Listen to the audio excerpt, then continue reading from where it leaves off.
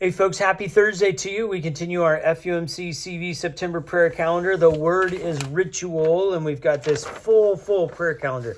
You can find it on campus. You can find it online through our website, FUMCCV.org. It's in the dialog box underneath the video that you're watching right now. There's a link to it, and you can get a paper version of it. It might be helpful. It's pretty small. There's lots of stuff on here this month. The prayer team just did a wonderful job with it, so thank you to the prayer team, especially Pam Hay, who led the effort in developing this prayer calendar on ritual. So here we are. It is September 8th, Thursday, September 8th, and we have two different passages. The first one in the Gospel of John, chapter 13. Gospel of John, chapter 13, and we're going to start reading at verse 3.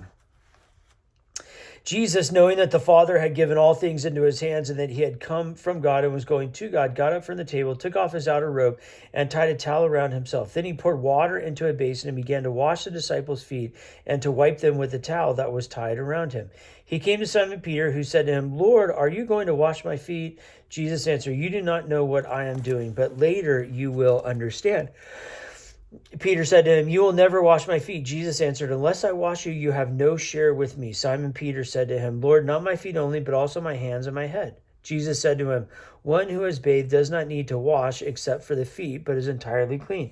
And you are clean, though not all of you." For he knew who was to betray him. For this reason he said, "Not all of you are clean."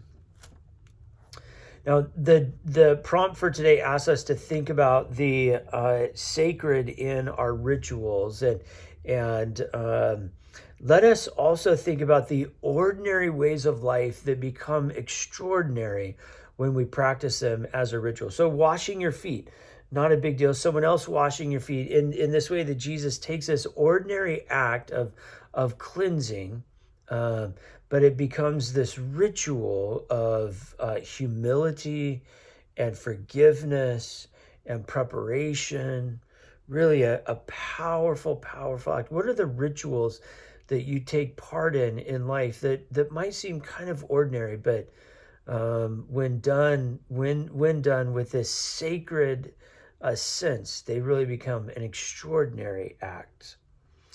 And our second scripture is just a few more pages more.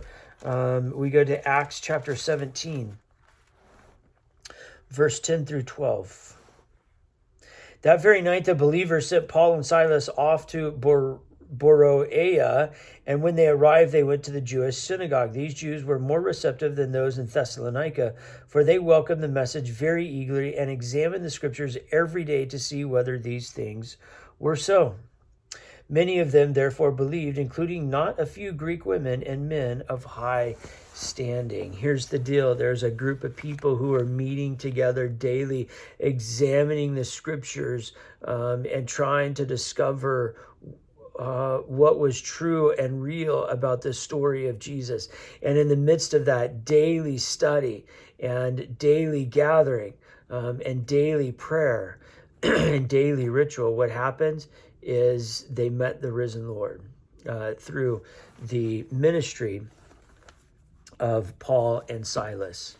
And so it's a ritual, a regular ritual that might at times seem ordinary, but when practiced with a certain sense about it, it opens us to the extraordinary of the sacred.